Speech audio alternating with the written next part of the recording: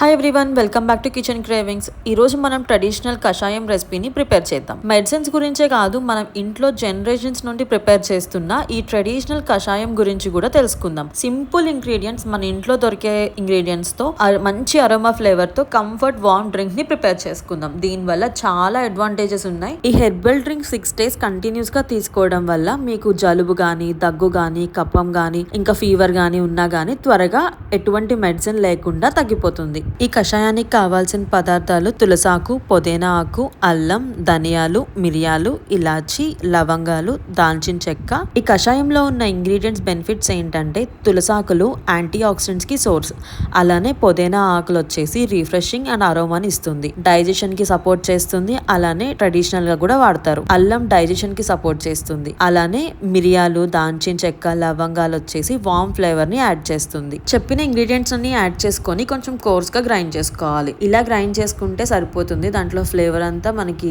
దిగిపోతుంది.